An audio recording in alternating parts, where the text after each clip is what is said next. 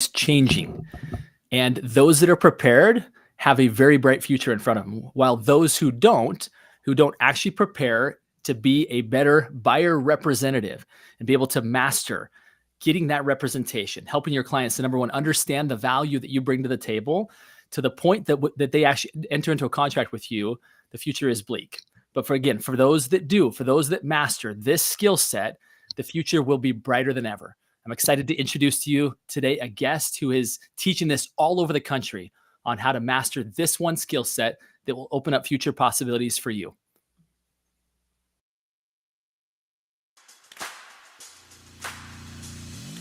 So the big question is this: how do those of us in the real estate industry who have crazy amounts of ambition, how do we think bigger than the building of our own empires? How do we create success and significance, income and impact? My name is Justin Stoddard. This is my co-host Stephanie Peck, and together we bring you the Think Bigger Real Estate Podcast. All right, welcome back, everybody. Thrilled today to bring to you two people who I have the utmost respect for. First is my co-host Stephanie Peck. Stephanie, great to see you again. Hello, thank you. And we have a third-time returning guest, and not too many people can say that. But I was so excited to welcome Jim Remley back to the podcast. Jim, such a pleasure to have you here. It's my pleasure to be here, my friend. We are enamored by what you've done in this industry. Everything from building the most productive real estate brokerages in the Northwest on the John L. Scott platform in their franchise system, to now being a coach of real estate brokers all over the country, and also developing the e-coach, the e-real estate coach platform. The list goes on and on. I've just barely scratched the surface there. But if you don't know who Jim Remley is, you will after this, and you'll have deep respect for him because he's an incredible man. So Jim, we're excited to dive into today's topic. But before I do, would you just maybe give a little more context? I shared a couple of the highlights there. Tell us, from a standpoint of today's topic of buyer rep mastery, what of your past career or current career accomplishments do you feel like most prepared you for this moment to be able to help agents really gain that buyer rep mastery? Well, I had the good fortune actually to teach for NAR for 10 years. And then the number one thing I taught was the accredited buyer representation designation. So I taught that nationally throughout the country. I also helped author one of the other courses you could take alongside of it, which at that time was called the e-buyer course. So I've definitely had some experience in getting ahead of this and really starting to train agents on this topic of putting buyers under contract a long time before we've gotten to this point today. One thing I'll mention as we kind of roll into this is that, for states like ours here in Oregon, but in many other states where I teach, California, another one, buyer representation where we've had to have buyers under contracts is uncommon. But for 17 states in the nation, it's been common practice. So it's like kind of a yawn there. It's like, yeah, we've been doing this for a while now. We're afraid of it, but it's nothing to be afraid of. We can embrace this. And it actually, in my opinion, is going to enhance our businesses. Boy, I'm so glad that you said that, because I do know that there's a lot of agents out there who are very concerned that they won't be able to secure that. I think coupled with the media who's doing all kinds of damage in diminishing the value proposition of a real estate agent, I think what you have to share with us will give us, again, the best agents, the ones who we want to carry the banner forward in this industry, will see this as a great opportunity to really distinguish themselves from their peers. So Stephanie, what as we move into this, what's kind of one of the biggest questions on your mind as we move forward based on today's topic? Yeah, I just want to reiterate that the people that have been working this way the whole time really aren't worried and aren't intimidated. And we actually see this as such a blessing to our business that now everyone is going to be held to the same standard and expectation that a lot of us have been holding ourselves to already. So thank you for the opportunity to point that out, where I'd say, if you're out there, you're scared, you're nervous, you're unsure, don't worry about it, because a lot of us have been doing this the whole time and doing it successfully. So let's talk about that. The people that are saying, what am I going to do? How am I going to even open up that conversation? Let's just start with that. What's the first thing that a real estate agent should be doing now to have the opportunity to have a conversation from a place of being an advisor more than a place of being a door opener? Yeah, I think that's a great question. And I think also we have to think backward, kind of where do the conversations start? And at what point do we bring this whole topic up? And even before we start talking to buyers, which we definitely will cover today, of course, there's another element, which is a lot of people are missing, is that this conversation actually starts with the seller, not the buyer. Because now that, the seller and our conversations with sellers are changing, it's definitely a starting point there that we have to talk about with them in terms of what are we going to offer? Are we going to offer anything to a buyer's agent representative on that side? So we got to get comfortable with that conversation. In terms of buyers, what I think my friends that are top producers from around the country and the guys and gals that I'm pulling ideas from, their conversations with buyers are something like this. They'll say, hey, before we go out and start looking at homes, do you mind if we just take 10 minutes and I can kind of show you the entire buying process? And I like that idea of we're going to walk you through a buying process. The buying process has changed pretty dramatically over the last 5 years. So if you don't mind, 5-10 minutes, I can walk you through it really easily. So you know what you're getting into as you start this home shopping experience. And you're going to make it just like that. One of my good friends also uses this strategy, or this comment. He calls it a buyer strategy session. Hey, can we just take 10 minutes and have a buyer strategy session? Because I want to help you get the best deal possible in the market. And we're not buying the market, we're buying a specific house. And there's definitely a process in how we go about shopping for a house to make sure you get the best deal possible. And we frame it up in benefits to them and not to you. It's not about your commission. It's about your service level. Then they're going to be much more excited about having that conversation and making it light. It's not going to be a 2-hour conversation, in my opinion. It's a 20-minute, maybe 30-minute max conversation. And it's just like a seller presentation. When we're doing a seller presentation, we always use the 22-minute rule, which is, that's the average sitcom length. When we used to watch sitcoms, if it's longer than 22 minutes, people are tuning out. So we got to have it short, sweet, and we got to have a natural progression into the conversation. One thing that you pointed out there, I do think that it's our tendency for those of us that are in sales to talk about features, it's stuff that we're really excited about, right? Yeah.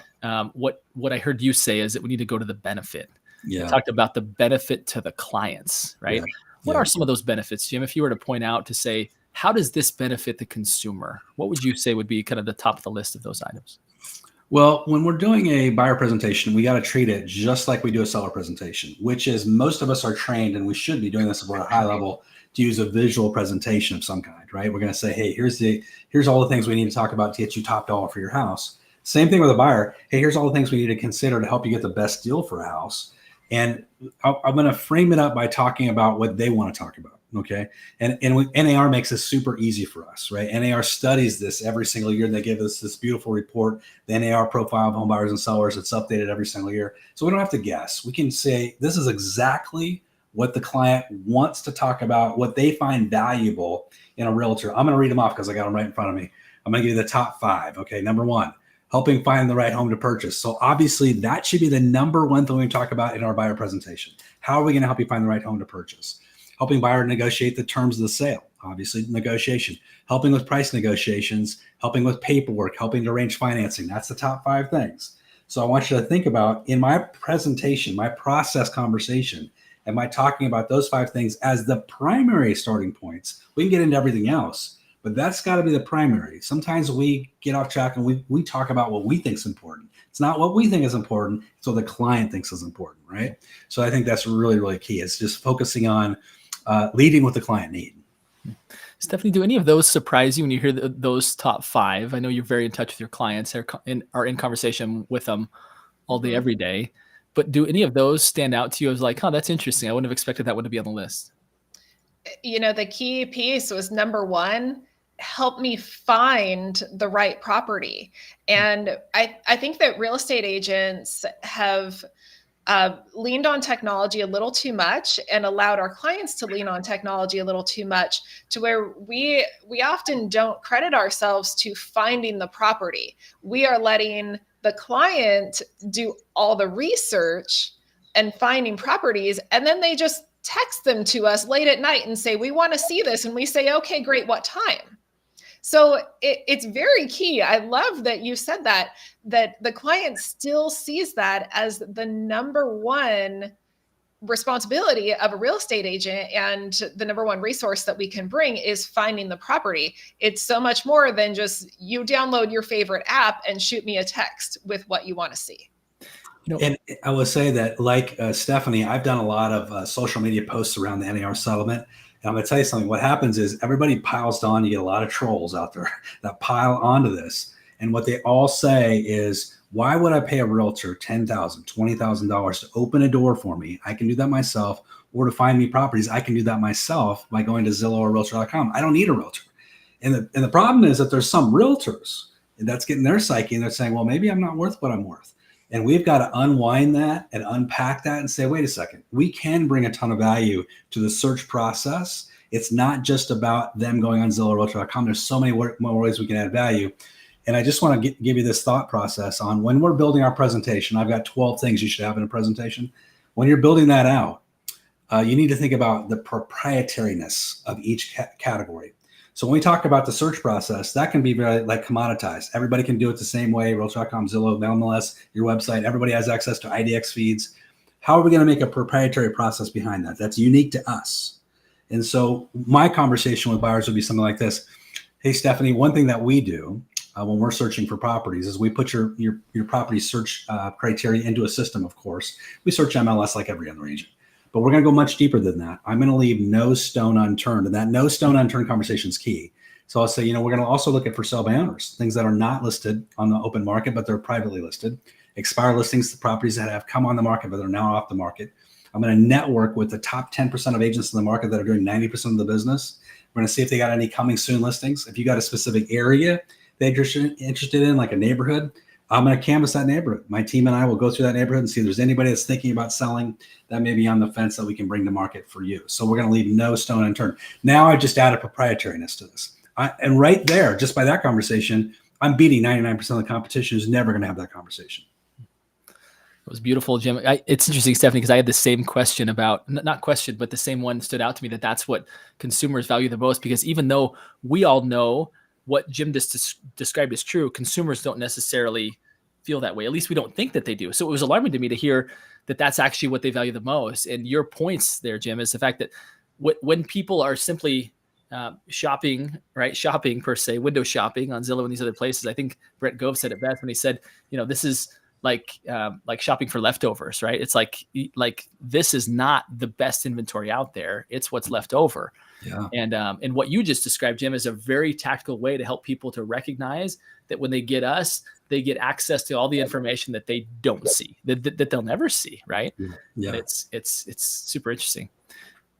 What other questions do you have, Stephanie? Obviously, you have a very successful real estate team coming into some uncharted territory slightly, right? In the sense that you guys have already done this, but at least now you have consumers who have a different perspective on it, right? Mm-hmm. What other questions do you have for Jim that might be interesting for our audience to kind of hear from him? Yeah, let's talk about the seller side a little bit more. That's a conversation that for me in my everyday practice in real estate has actually come up more often than on the buyer side. So when we're working with buyers, we're already in habit of explaining our value. These are the things that we're going to do for you. And this is how we get paid. So if you're not already in that habit, get in that habit. It'll be great for you. But sellers, we have traditionally had that conversation with sellers when, they call and they say, what do you charge? Well, there's a different conversation around that now about what I charge as a real estate agent and who gets paid and how they get paid. So let's unpack that a little bit. Absolutely. So that is, I think you're right, the number one thing we have to address, right? So what I'm saying with top agents that are top listing agents, this is what's coming up the most, because everybody's kind of saying, well, we don't have to really deal with this until August 17th. Wrong. You have to deal with it right now, because what's happening is sellers are watching the news. They're getting this on CNN, the New York Times, Wall Street Journal. It's everywhere. So when you go to the listing appointment, I'd say at least 50% of the time, maybe 70% of the time, the seller's going to say, I just heard that I don't have to pay a buyer's agent anymore. Is that true? And now you got to say, oh, what am I going to say back to that to deal with that and address that? So your conversation, your scripting is super important, and you need to practice it just like you practiced your listing presentation initially. So I'll give you a couple of different strategies that my team's using. One is to say, well, that's absolutely true. That, buyer agent commission is definitely something that you can choose to offer or not offer. But here's a kind of maybe a surprising thing, that's always been the case. That this is unchanged. The only thing that's changing is that buyer agent commissions will not be showing up in the MLS system. And so agents will need to call us to ask if we're actually offering buyer agent commissions. But can I give you my reasons why you might want to consider offering a buyer agent commission? Because I think it's important in terms of marketing. And that's really what this is. It's a marketing question. And so here's the reality with it. When we're out showing homes as a buyer's agent, I'm going to be working with a buyer that may or may not be able to write a check for buyer agent commissions. Let's assume that they can't. And the estimates are right now that 50% of all buyers cannot do that. That means you're eliminating 50% of the buyers from the buyer pool. I wouldn't recommend that right out of the gate. So I think that's a challenge. The other thing is competitively, I want you to look at something. Competitively, I've done a survey, and this is really key. This is great language.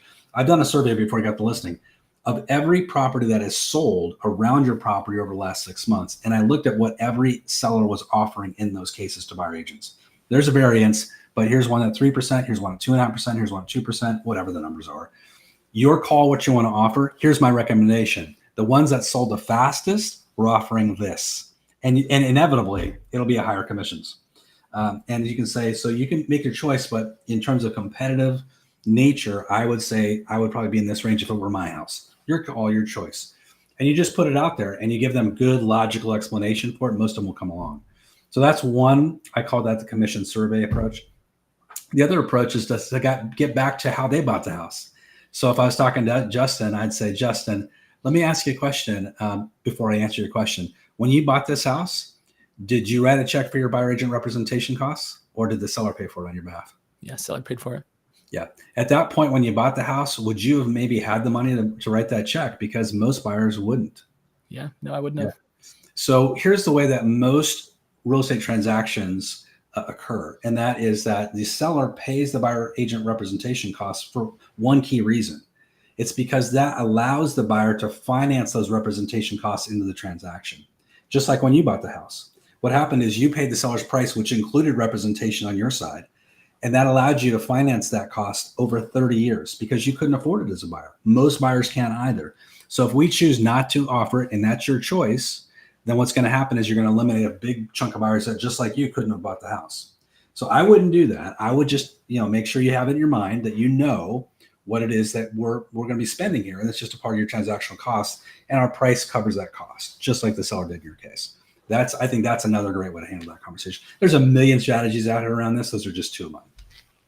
One thing that stands out to me, and I'd love to hear your thoughts on this as well, Stephanie, is that, it's, if I'm not mistaken, the buyer always brings all the money, right? I mean, the buyer is the only one paying those commissions. Now you might say, well, I take it out of my equity, but at the end of the day, the buyer is the one bringing the money to the table. And so although the seller says, well, I don't have to pay that anymore. Well, it's like you never really have, right? It's always been the buyer that's brought the money to the table. Stephanie, what ahas are showing up for you as you hear Jim talk through these different strategies? Well, and isn't this really consistent with conversations that we're already having? When we're at a listing appointment, we're already having conversations with our sellers about the things that they can do to appeal to the most amount of buyers possible in the shortest amount of time. So when we're having that conversation of, you may want to invest in repainting before we go on the market. You may want to invest in landscaping or staging or even just a cleaner. We're already having these conversations with our sellers about what's a worthy investment to attract the most amount of buyers possible in the shortest amount of time. So this is just an additional conversation with them about what's a worthy investment to attract those buyers. So if you're already used to having those conversations, there's really not a lot to be intimidated by. I love that this is what Stephanie's bringing up. And I heard another top producer kind of use a similar analogy, which was incentives, right? So often with buyers, we're giving them, 3% back for closing costs or 2% for interest rate buy downs or whatever. This is just a part of our incentive package. We're incentivizing buyers agents to bring their buyers to us and buyers to make the choice to come here because they don't have to write the check. It's just another level of incentive. So I think Stephanie's approach is brilliant. You know what I love about this whole conversation, you guys mentioned it early on, is that this is going to be a great kind of purging for the industry because these conversations are like those agents that are serious, that really have a career in mind, right? Whether they're successful now or not, they're really setting out to make a career out of this. Yeah. Versus just get some side money. Those agents who are just here to, earn a quick paycheck off some family members aren't going to be able to articulate in this way. They're not going to be learning these things. And there's going to be a very distinct line drawn in the sand between those who do and those that don't. And I do believe it's going to clean up the industry and even improve the reputation overall, which has been marred a little bit. I mean, I don't know how many people I've talked to that have gotten into real estate because they thought, if my agent can do that, man, I can do a lot better than that, right? Because they saw an experience that was lackluster, and they came in and said, I can improve upon that. And I do think that we're going to see kind of the tide rising, because many won't be willing to pay the price to learn what you two professionals are teaching. Jim, what else, when you look at the overall picture of, this whole buyer rep mastery? Of course, we have the conversation with the seller. When we're working directly with the buyer themselves, is there additional conversation that should be had that gives us the ability to better help them through that process, when maybe they might be concerned and scared and trying to figure out, well, are you just telling me this because you're an agent and so you're securing your own paycheck? Right? How would you go about kind of managing that interesting situation now with the media over here telling them a tale that isn't the full story?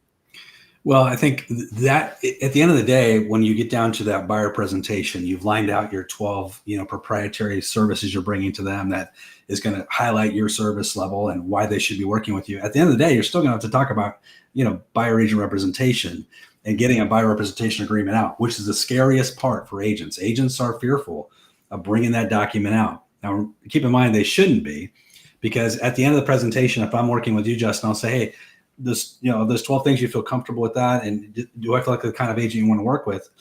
And you say, yes, let's say, great. So the next step for me when I'm working with any buyer is we use a buyer representation agreement. I can just take it's a 2-page document here in Oregon. I can just walk you through it real quick and we'll just outline our relationship while we're working together. And now I'm going to begin walking you through that. The scariest part of that document, though, is when you get down to the commission and people are like, ooh, I'm so scared of talking about the actual commission element of this. How am I going to have that conversation? So the scripting for us is going to be really key to our comfortability, right? And so it comes down to confidence. And how do you have confidence in anything? The way you have confidence is through competence. Competence creates confidence. And how do you build competence? Is practice, rehearse, drill, practice, rehearse, drill. So all agents should be in this mode of role playing with their office partners and getting super, super, super comfortable with this. And just getting this dialed in so it just rolls off your tongue so you have complete confidence in it. When you're sitting with somebody like, then you're going to get nervous, right?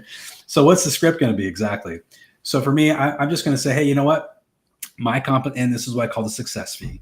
I say my compensation comes at the end of the transaction, Justin. So just keep this in mind. I don't get paid a nickel, not a dime, not a penny, unless we have found the perfect home for you. You've gotten that financing dialed in. The home's been appraised. We've had all the inspections. You got the price that you wanted, and we're at the closing table, and I've handed you the keys, and now you're a homeowner. That's when I get paid. Okay. I don't get paid anything. And if at any point the transaction fails or you're not happy and you decide to leave the transaction, I don't get paid. So I'm paid only if you're successful. Okay. And here's what I'm paid. I'm paid X percentage at closing. This is my fee. So you got to decide what's your fee going to be, which is a whole conversation that we three should probably have on this call. Is what are you going to get paid? Now we're not going to talk about specific numbers, but you need to have a minimum standard for yourself personally. So let's assume I said whatever percentage, but that is credited. That number's credited against anything we collect from the seller. So within the offer that we write, we're probably going to go ahead and ask the seller to pay that fee on your behalf. Some sellers will agree to do it. Some sellers will not. But here's the thing. There's going to be complete transparency. There's not going to be any surprises or gotchas. Within every transaction, we're going to know before you go all the way forward into it exactly what that number is going to look like. What's it going to cost you all in for your down payment, your loan costs, your buyer representation fees? You're going to know going into the transaction. It's going to be super clear. And then you can make a decision. Does this feel comfortable for you or not? But again, you're never going to write me a check unless we've gotten you all the way to closing. That's the conversation, right? Now, here's what I think that all of us should start doing as an industry. With sellers, when we receive an offer, if we're, a lot of good agents, will provide a net sheet to the seller, and they'll say, hey, Mr. and Mrs. Seller, here's your offer. I went ahead and had the title company, or you did it through an app, create an estimated net sheet. It's an estimate, but this is probably pretty close to what you'd expect to close. And does that feel comfortable for you? And then we might start doing the same with buyers, right? Hey guys, on this specific house, this seller's not offering to pay the buyer rep fee, or they're only offering to pay half of it or whatever. So in this particular case, this is what your bottom line would be on this house. Does that feel comfortable for you? And it's just going to be a conversation, right? But the scary part of it we're going to remove is this whole idea that they're going to have to write us a check when they didn't buy a house or something like that. That's what we got to remove. They're only writing us a check if they're successful. And that's the key point. But that really just makes it just as simple. It's part of closing costs. And it's not we're signing you up on auto ship that you could never get out of, right? It's like, no, I have the ability. I'll have full transparency all along the way to say yes or no, yes or no, yes or no. I'm here to guide you through that process. It's where you're not auto debiting out of their account that amount. It's like, this is what we're agreed upon, and you'll know before, you'll approve before we do anything with that's actually going to charge you that, or that's going to cost you that. Stephanie, what else would you add to that? I mean, are there some ahas happening for you as you hear Jim walk through that?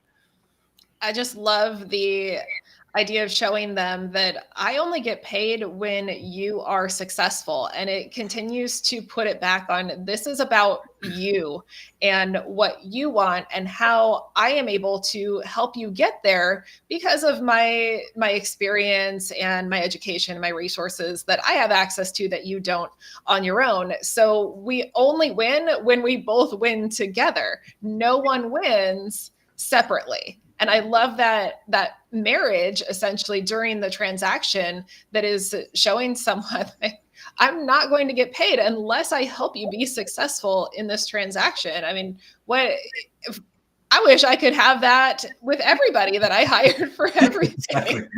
When you pay at a restaurant, you only pay for it if you like the meal, right? Right. Yeah. If I'm only fully satisfied and I walk away full and I love the meal, then I'm going to pay for it. I mean, what a great way to be offering a service to a consumer. I agree. Well, I feel like that's part of where the media has gone wrong on their display of how real estate agents get paid. It's been very much that they're the villains and they've been overcharging and colluding all this time. When in actuality, you look at the role of a real estate agent, the amount of effort and resources they put forward in the hopes of getting paid, right? Without any promise that they will, because it's all tied to performance of somebody actually going ahead and purchasing the home, which is out of their control, right? It's in the appraiser's hands, it's in financing's hands, it's ultimately in the client's hands to say, yes, I want to do it. Like that's can be perceived as a risky initiative unless you're really good at it, right? Unless you're really good at helping people to get that happy ending, then that could be concerning. And I look at it like an investment, and I explain that to my clients, whether it's the buy side or the listing side. I'm making an investment in you, and this is how I get a return on my investment. So they feel like they really know that I have to make sure that you are successful just the same way that I'm investing in anything else. I'm going to be investing in your photos and your staging and a house cleaner and a lot of time. And I'm going to be investing in mailers to the neighborhood that you want to be purchasing in. And I'm investing in you by being an advisor to you for years before you are ready to make a move. We are making investments in people, and that's how we get the return. Jim, I have a question for you. And how would you handle or respond to someone that says, I don't want to sign that and I don't want to pay that? I mean, we know now that there will need to be some sort of signed agreement just for them to see properties. But when they say, I don't want to pay that because I feel like I'm going to do it on my own. I'm going to visit open houses. This is just a formality for you to get me in the door. Yeah. How should we be responding to that? Well, I would say, you know what? You certainly don't have to. And you can go out there and find another agent and shop for other services out there. Some buyers like yourself might say they want to go directly to the seller and just deal directly with the seller. And if that's the route you want to go, totally understand. And more power to you. The only thing I would just encourage you to think about is that if you're going to deal directly with the seller, what's going to happen in that case is you got somebody that's a trained negotiator. That's number one job is to get the seller the highest price and the best terms possible. They're not working in your best interest. They're working completely against you. In fact, they're legally obligated to do so. So, if that's where you want to be and only have no representation, totally get it. I wouldn't do that with the largest investment of most people's lives. It's usually the biggest investment. I'd want an advisor next to me. But if you don't see value in my services, then we probably shouldn't work together. So I'm not going to chase buyers that don't. After I've gone through a presentation of value and they don't see the value, I'm not chasing the buyer. And I think it's the same thing with the beauty of this new kind of evolution in our industry is that at the end of the day, a year from now, we're only going to be working with sellers that are signed, committed sellers, and we're going to be working with buyers that are signed, committed buyers. We've always sort of treated buyers like secondary citizens because they've never fully committed to us. And it kind of becomes a self-fulfilling prophecy. Everybody says buyers are liars, buyers are untrustworthy, buyers are flaky. Well, maybe not. Maybe it's that we have not given them the same level of service we gave to sellers because they weren't under a signed written agreement. Now we're under a signed written agreement, and then we've elevated the profession, just like Justin was saying. I think it's going to change the game. I think it's going to be absolutely game changing. I think there'll be a short blip where Stephanie, you'll see a lot more people try to go directly to the seller, and then there's going to be a lot of people that got burned and be like, oh my gosh, this was a huge mistake. But that's part of the training process as well. Can I just give you two more things on that really quickly too? When you're talking with the seller and we're talking about unrepresented buyers and we're talking about our listing fee, whatever that fee may be, I need to also have the unrepresented buyer conversation because there's going to be a surge of them, right in the beginning of this thing. So what I'm going to say to them is, hey, listen, one thing that's going to come up is we're going to have some buyers knocking on our door, literally. They're going to say they're not represented by a buyer and they just want to write an offer directly on the house. Now, I'm legally obligated to present all offers to you, but you need to make a decision as a seller. Do you want to accept unrepresented buyer offers? Number one, do you even want to accept them? Or are you going to require buyers to have representation either through an agent or through an attorney? I'll give you my feedback on that. If you decide that you want to accept unrepresented buyers offers, then my work is going to rise dramatically, okay?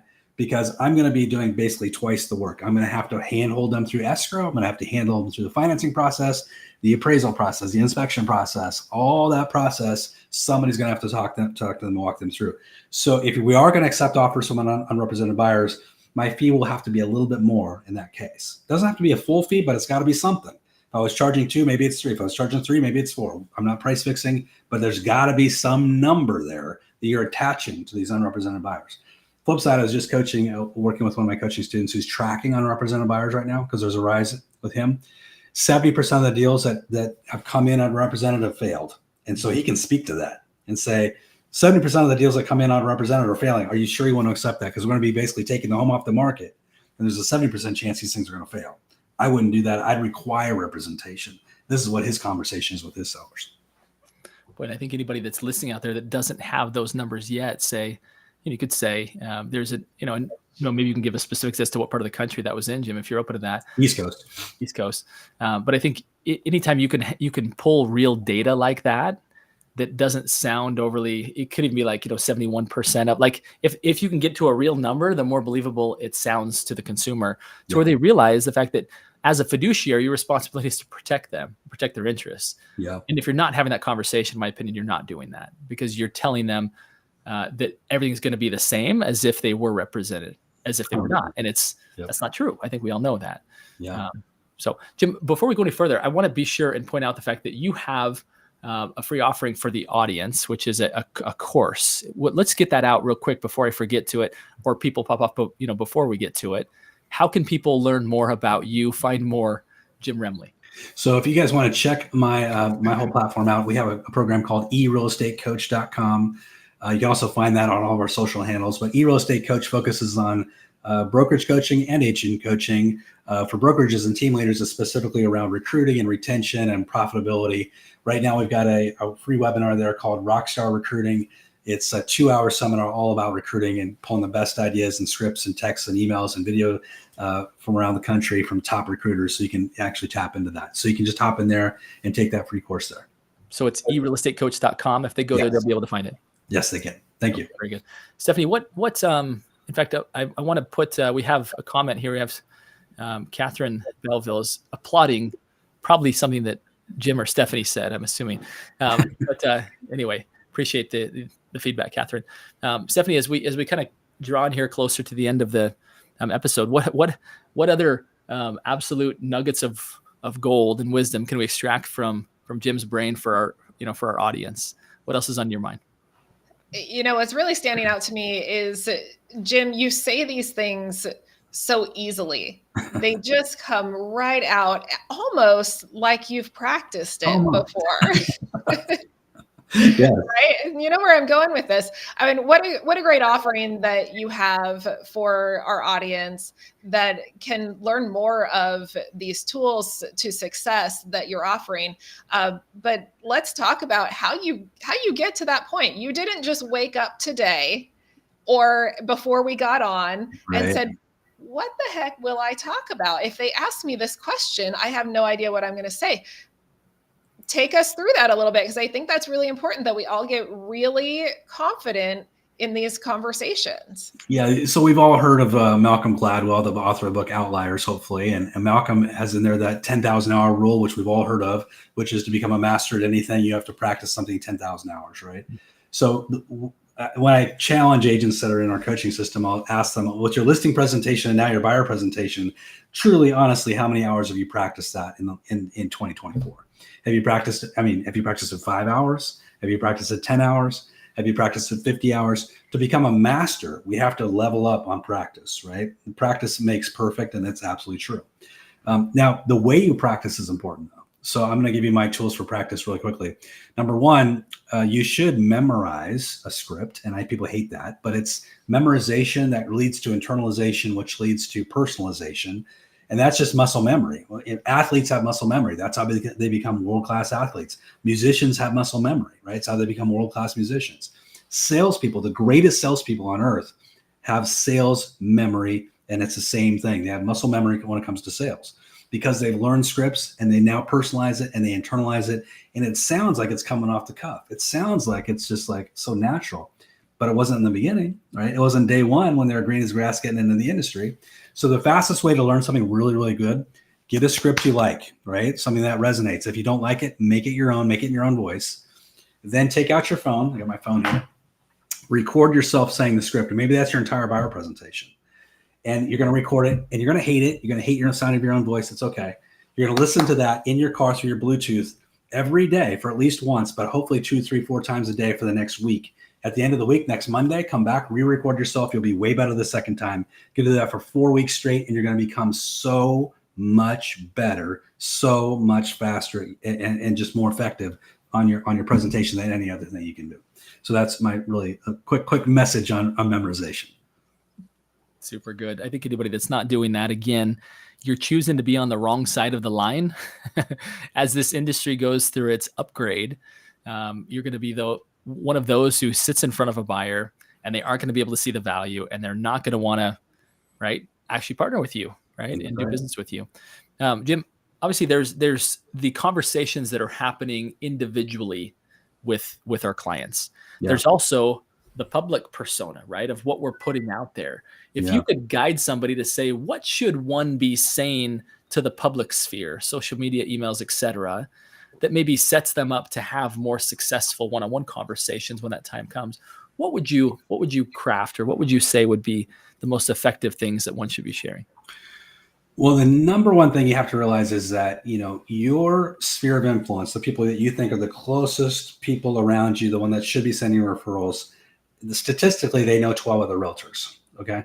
So you think those are so close to you, but they're not necessarily that close to you. You think they are, but maybe they're not.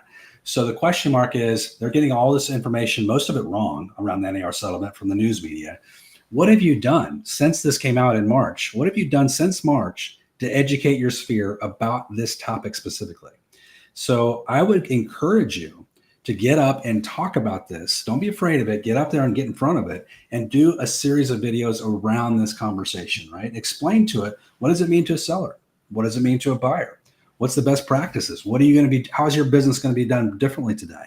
And, the other things you can do along that path of doing this. So you're going to do some videos and you're going to push those out. You're going to be the expert in the room, because if you're not, one of those other 11 other realtors will be, right? I'm going to be the expert in the room, but then I'm going to be proactive. How am I going to be proactive? I'm going to create a buyer presentation. So if you've never had one, and most agents don't, right? If you don't have a buyer presentation, you're building one out. Then when I built it, I'm going to send it to my entire database. I'm going to say, guys, I just built a brand new 2024 buyer presentation. I just love to get your feedback and opinion, what you guys think of it. This is what I'm going to be presenting to all my buyers during our buyer strategy sessions. Let me know what you think. Rip it apart. If I got a misspelling, something grammatically wrong, let me know. But now everybody knows, oh, this guy's taking this seriously. He's actually got a service level with buyers that I was unaware of. Like, this guy's on it, right? So those are some things I would be doing. And I also might record a video of me delivering my buyer presentation, and I can send that out as well. So there's a lot of things I can do to get in front of this to really position myself as the expert, and that's the key. I do want to, before we guys wrap this up, and I know we're getting close, I do want to talk about something that's going to be critically important for your entire audience. And that is the idea of a minimum standard for your buyer agent commission. So your office might have one, but most offices don't, to be honest with you. But are you personally going to have a minimum buyer agent standard? In other words, when you go out with the seller and the seller says, I want you to list it for $1, if that's my commission, you'd say no to that, right? You have a minimum commission you're charging. Like, this is my set standard. I don't go below it. You're going to have to do the same thing with buyers, right? And whatever that number is, and we're not price fixing, our tendency as agents is, I'm just going to make these people a deal because they're friends of mine, or whatever. They've done multiple deals with me, whatever. And our tendency is going to be to lower that number when we're in this when we're in the situation. Here's the danger of that. Whatever number you lower to, bingo. And let's say now the seller over here who's trying to sell is offering more than the number you've agreed to in your buyer representation agreement. The NAR settlement, the way the NAR rules have been rewritten for us, says that you cannot accept more. You've already agreed to the low number. That's the number you're getting. So if this number is higher, you just cut your own throat. It's much, much better to start higher. And then if somebody's offering less and you want a discount to that, well, maybe you do. Maybe you don't. I don't recommend you do, but let's say you do. Now you're a hero instead of going the reverse, right? So just keep that in mind. Don't charge just willy-nilly. Say, I have a standard of practice because my cost of business is X and this is what I have to charge, right? I just want to put it out there because it's such an important point. Yeah, brilliant. I'm really glad that you brought that up. That's a conversation that I've been having with my team as well, because the commission on a team split is different than just one person. So we all had to come in and say, what are my expenses? What are the expenses of the company? What is an individual agent's expense? I mean, gas, time, what's the minimum that you would be willing to work for? And also consider, if you're putting a percentage in, what's the price point that buyer is searching in? Because we did end up in that situation where they were buying a manufactured home in a park. So we had a percentage there, which was very, very low. So now we're writing in, percentage or a minimum of X amount of dollars. Because I mean, I'm in a situation right now where I think my transaction coordinator is the only one that's making a profit on that deal. That's okay. Sometimes you're going to end up there, but that was a good reminder to us to have not just a minimum percentage, but a minimum dollar amount, and really go through that exercise of what does it cost the company? What does it cost the agent individually? And what are we all willing to work for our time? Yeah, I think it's a great point. Great point. So good. One more comment as we wrap up here. I just want to say, for those of you that like to create partnerships with professionals in other industries, which is obviously authoring the book, The Upstream Model, and leading the company Pro Insight, that is my passion, right? Is helping people scale a warm market business based on that model. I think it would behoove you to do what Jim just described that you're doing for your sphere, which is send them your presentation. Even for certain of them, sit down and go through the buyer presentation with them so that they are educated to understand why it's a good idea to refer you, what the value points are that you bring to the table, and why the value that you bring is so much greater than the price that you charge. And so I think getting an army of people around you, professional partners who understand how different and unique you are and that you are worth it, will only help your cause to get those high quality referrals, people who are looking for that next level service. So Jim, it's been such a pleasure. It's always so great to spend time with you. I always learn so much, and I just have deep admiration for you both personally and professionally. So thank you for all that you've poured in to our episode today and to our audience today. Stephanie, any final words from you before we wrap up? Jim, that was great. And if we're looking for some scripts to practice and we want to take your advice, I would probably just replay this show and write it down and re-record it in my own words, because you gave us some perfect scripts. So thank you for that. Thank you. So good. And again, for those that want to go even deeper, go to erealestatecoach.com. You'll find all kinds of great resources there from Jim. Jim, such a pleasure. My final request of all of our audience listening here today is to go think bigger. And thanks for helping us do that today. Appreciate it so much.